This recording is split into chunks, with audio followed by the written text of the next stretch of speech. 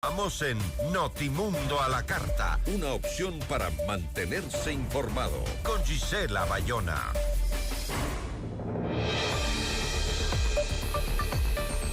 La tensión comercial entre Ecuador y Colombia no parece tener visos de solución. Luego de que el gobierno ecuatoriano elevara al 50% el arancel de productos colombianos, Bogotá respondió con medidas recíprocas del mismo nivel para productos ecuatorianos, formalizando así una escalada que analistas y gremios califican como la mayor crisis comercial entre ambos países en décadas. Nuestra entrevista de hoy en Notimundo a la Carta. Nos acompaña a esta hora Carlos Zaldumbide, el exministro de Producción. Carlos, ¿cómo está? Muy buenas tardes, gracias por estar con nosotros. Gisela, gracias por la invitación. Espero que pueda ser útil hoy día. Entiendo que Colombia ya oficializó un arancel del 50% a productos ecuatorianos como respuesta pues a la decisión de Ecuador. ¿Estamos entonces oficialmente frente a una guerra comercial entre los dos países? Sí, definitivamente eso es lo correcto. Desde el día martes o miércoles de esta semana yo había conocido que ya estaba listo el decreto por parte de Colombia. Faltaba simplemente que lo hagan oficial y entiendo que eso ya ocurrió en las últimas horas. Era de esperarse y así viene sucediendo a lo largo de este lamentable trayecto que hemos empezado a tener estos problemas con Colombia. Puede encontrarse alguna justificación, Gisela, posiblemente, si es que uno revisa históricamente qué es lo que ha venido haciendo Colombia cuando no ha tenido gobiernos, digamos, alineados más hacia la derecha, sino más hacia la izquierda, y lo que ha venido sucediendo con ellos es que nos botan hacia el sur sus problemas. Y eso tampoco creo que está bien. Creo que tiene que haber un mayor control por parte del gobierno colombiano. Tiene que ser un gobierno mucho más responsable con el control no solamente en fronteras, sino con el crecimiento desmedido que en este gobierno se puede comprobar que ha tenido un crecimiento de cerca del 300% en volumen de hectáreas relacionadas a cultivos de coca, y lamentablemente aparentemente no hacen mayor cosa. Y entiendo que es así porque deben tener conflicto de intereses las personas que están hoy gobernando el país del norte. Sí, estamos de acuerdo. O sea, Colombia se ha olvidado de su frontera y se la ha dejado primero a la guerrilla, al narcotráfico y demás, y nosotros hemos tenido que convivir con eso por años. Pero ¿cree usted que es correcto trasladar el problema de seguridad a una política comercial que termina pues afectando sectores productivos? Todos los sectores productivos se ven afectados, Gisela, y yo que soy un fiel creyente del libre comercio y de la libre empresa, obviamente entiendo que los aranceles y las sobretasas, póngales el nombre que le pongas, no son lo adecuado para lograr un crecimiento económico en ninguna economía. Sin embargo, eso sucede en condiciones normales. Hoy estamos definitivamente enfrentando condiciones completamente anormales en el Ecuador, debido a que desde hace mucho tiempo atrás también nosotros nos hemos descuidado del tema de seguridad. Y cuando un problema se da en 10 o 15 o 20 años, es muy difícil poderlo controlar en 1 o 2 años. No con esto estoy justificando que una medida como esta pueda ayudar a que el problema se solucione, pero si es que el fin es desfinanciar a los GDOs y financiar de alguna manera nuestras operaciones de seguridad en frontera, ojalá y así sea, porque mi manera de pensar es la siguiente: en guerra muy pocos pueden lucrar. Normalmente lucran las mafias o las personas que tienen algo que ver con el tema de terrorismo o guerras, pero la mayoría de nosotros, la gente de bien, los empresarios de bien, lucramos cuando existe paz, cuando tenemos un país que puede atraer la inversión extranjera directa, cuando tenemos un país que puede generar negocios y apoyar a las MIPYMES y pymes, que son el motor normalmente de economías como la ecuatoriana. Entonces, si es que todo esto significa que tenemos que hacer un esfuerzo como empresarios en algún momento temporal para conseguir una paz sostenible a lo largo del tiempo, y esa paz hace que nuestros negocios crezcan, qué mejor, porque lo que venía sucediendo hasta ahora, ¿qué es? Que tenemos peajes ilegales, por ejemplo, que no mucha gente los comenta. Entonces tú tienes transporte logístico entre Ecuador y Colombia, que tiene que pagar una serie de peajes ilegales en frontera, sobre todo, por ejemplo, el tema Ipiales Pasto y Ipiales Cali. Claro, y eso también está afectando al comercio está afectando en general. Y que nos toca de alguna manera meterlo en nuestra estructura de costos, pero no es lo normal, porque ahí estamos financiando en cambio a los GDOs.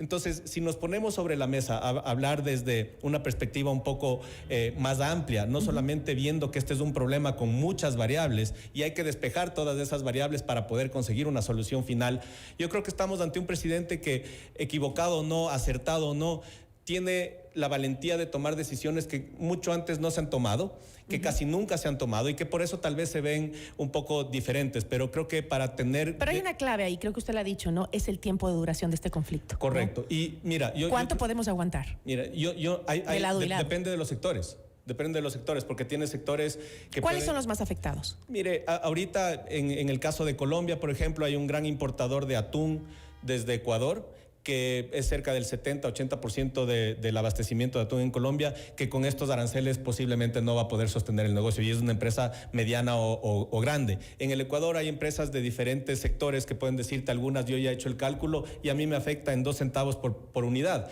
que tal vez no es mucho y lo puedes soportar, pero en cambio hay otras organizaciones de otros sectores que tal vez dicen, yo con esto no puedo seguir el negocio. Y eso va a repercutir en el empleo, definitivamente. Por supuesto, y eso es lo que hay que tratar de evitar. Ahora, si todo esto el día de mañana puede desescalar, ojalá y pueda desescalar a través del diálogo, y ojalá pueda desescalar a través de un nuevo gobierno en Colombia también. Si es que lo vemos un poco geopolíticamente, ojalá que en las próximas elecciones los colombianos no sigan la tendencia petrista que nos tiene ahora en este conflicto, sino que puedan encontrar una versión un poco más de centro-derecha. Pero mientras tanto, podría haber también conversaciones de mesas de diálogo para ver justamente qué productos podrían afectarnos muchos. Por ejemplo, estaba conversando yo el otro día con la representante de los importadores de medicinas, que decía que además del desabastecimiento que ya existe en los hospitales, esto va a agravar algunos sectores críticos, porque sí, podemos ver que podemos aguantar un tiempo algunas empresas más fuertes, algunos sectores más fuertes, pero hay, como en el caso de las medicinas, que me decía que importamos de Colombia, o sea, el 95% de las medicinas que se consumen en el país son importadas. Alrededor de esa cifra me decía ella. Y de Colombia importamos el 15%. Pero, ¿qué medicinas son las que importamos desde Colombia? En muchos casos son, creo que la gran mayoría de los productos que se usan para diálisis. Entonces, ahí es un tema muy crítico, porque la persona que no recibe diálisis simplemente se muere. Así. No hay otra alternativa. Sin duda, sin duda. Yo creo que, a ver, se tiene que seguir agotando el tema del diálogo. Lamentablemente creo que hay pruebas suficientes en las que el Ecuador ha intentado a través de comunicaciones escritas o verbales o en estas mesas, en estos gabinetes binacionales que existen como una herramienta inclusive de la Comunidad Andina de Naciones para poder solucionar el problema. Sin embargo, ha estado en el lado colombiano la falta de respuesta. Entonces uno puede dialogar cuando la contraparte quiere también hacerlo. Definitivamente es crítico el tema de farmacéutico, no hay duda de eso, y yo un poco sugeriría ahí al gobierno, mire, en todos estos conflictos, inclusive comerciales que ha mantenido Estados Unidos con sus sobretasas también, ellos hacen excepciones. Esas excepciones se pueden conversar, se pueden plantear sobre la mesa y se pueden aprobar inclusive entre los dos países, porque Estados Unidos tampoco quiere poner en riesgo ni la seguridad alimentaria, ni farmacéutica, ni de ningún tipo de su población. Entonces, en estos casos como los que usted acaba de nombrar, creo que lo justo y lo correcto es seguir manteniendo, aunque sean pocos canales de comunicación, para al menos negociar cuáles son esas partidas arancelarias que pueden entrar sin este arancel o sin esta tasa de seguridad, como se le nombra, para tratar de evitar desabastecimiento y crisis. También, igual que el farmacéutico, también tenemos al sector de la proteína animal, el tema del material genético avícola también puede entrar en estas excepciones, y seguramente habrán otros sectores. Obviamente, todos quisiéramos tener la excepción y ya no sería excepción, sería la regla. Sin embargo, creo que sí hay que echar ojo a estos sectores que son bastante críticos para la economía del país y para la salud de los ecuatorianos. Así es. Bueno, hay afectaciones en varios ámbitos, ¿no? También Colombia ha sido un socio clave para Ecuador dentro de la comunidad andina, y esta confrontación, ¿cree usted que puede terminar debilitando los mecanismos de integración regional? Definitivamente, yo creo que los mecanismos de integración regional están debilitados desde hace mucho tiempo, y no solamente por este tipo de conflictos, sino por el mal manejo que ha tenido la comunidad andina. Yo le hago una reflexión. El secretario general de CAN ha venido al Ecuador a intentar negociar, a intentar mediar, a intentar ayudar de alguna manera, cuando la Solo ha mandado comunicados, creo, ¿no? Sí, pero son comunicados escuetos como todos los comunicados que salen últimamente. Yo, la verdad, muchos comunicados que he leído en las últimas semanas, yo creo que no tienen ni siquiera alma, no tienen ni siquiera un sentido, son muy escuetos, son pusilánimes, por decirlo menos. Claro, aquí es el momento donde deberían actuar ese tipo de organismos, Por supuesto, la CAN siendo un intermediario. Tiene que ser ese mediador para que se cumplan las normas regionales y tiene que intentar comunicarse de manera efectiva. Pero si es que va a ir a Colombia escondido y no le avisa a nadie y a Ecuador ni siquiera lo visita, digo, ahí el secretario está completamente equivocado. Y le hago notar o saber que desde el año 2024, el 20 de enero del 2024, se firmó en el seno de la CAN el Plan de Acción Resolutivo, que dentro de las cosas que se pretendía que trabaje este plan de acción resolutivo, estaban temas de migración, estaban temas de control en frontera. ¿Qué se ha hecho con eso? Absolutamente nada. Entonces, si estamos utilizando a la CAN únicamente para presentar demandas y esperar a ver cuál es su veredicto, creo que la CAN ahí está equivocada y está dejando de servir. Increíble que estos organismos a los que supuestamente hemos apoyado tanto en la región no sirvan ni siquiera para este tipo de conflictos que es justamente cuando los necesitamos. Y ese financiamiento no es barato para ninguno de los países. Exacto.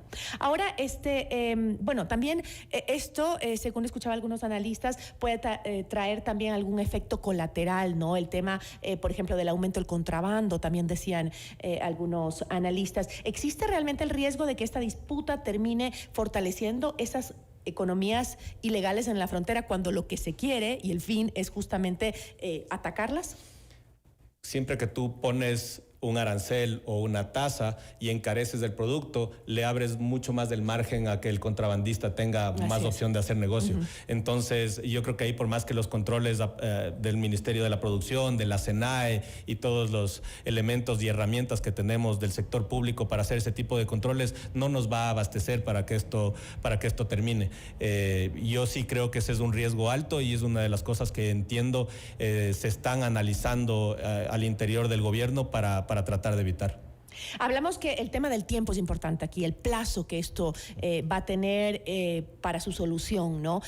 Sobre todo en los sectores más críticos, ¿no? Pero desde el gobierno ecuatoriano se ha defendido que el país puede subsistir o incluso sustituyendo justamente los productos colombianos con producción nacional o con importaciones de otros mercados. ¿Es viable esa sustitución? Me refiero al corto plazo. Siempre es viable, pero digo, al corto plazo. No lo veo en el corto plazo. Yo creo que todos este tipo de estrategias, y los empresarios actúan siempre muy bien, actuamos siempre muy rápido, somos resilientes, tenemos un plan B. En un país con tantos conflictos, obvio que hemos aprendido a cambiar rápidamente. Si no son los indígenas, si no son las sobretasas de los Estados Unidos, si no es de la guerra en algún lado, ahora estamos viviendo una guerra muy importante a la interna y yo creo que todos teníamos más o menos un plan B para ciertas cosas y yo creo que esto no nos lo veíamos venir en ningún caso y siempre estas alternativas toman un tiempo. Es decir, si usted se sienta a negociar hoy o mañana con alguien en Colombia para buscar alternativas, esas negociaciones o esos acuerdos o esas alternativas van a tomar al menos unos 2 o 3 meses. Y acordémonos que en Colombia ahora, en el mes de marzo, tenemos ya elecciones. Empiezan con las elecciones del Senado. En abril tenemos la primera vuelta de elecciones presidenciales, en las cuales es un poco sui generis comparado con el Ecuador, el caso colombiano, porque en primera vuelta se vota únicamente por el presidente. En junio tenemos la segunda vuelta y ojalá veamos que el pueblo colombiano reaccione en contra de esa tendencia petrista, que es un poco la que nos tiene hoy conversando de esta crisis comercial y ojalá Abelardo de la Espriella o Paloma Valencia puedan ser un contrapeso importante para tener opciones en segunda vuelta en contra de Iván Cepeda. Yo creería que si es que queremos pensar en una desescalada de este conflicto, si es que es Abelardo o es Paloma los ganadores de las elecciones y hay un cambio de timón en Colombia en el mes de agosto, podemos sentarnos a conversar y creo que esta crisis podría terminar rápidamente. Sin embargo, todas las opciones se tienen que seguir trabajando en este momento, pero no les veo opciones rápidas en el corto plazo. Con eso me quedo, le agradezco muchísimo. Muchas gracias. Estuvo con nosotros Carlos Aldumbide, exministro de Producción. Regresamos en instantes con Gisela Bayona.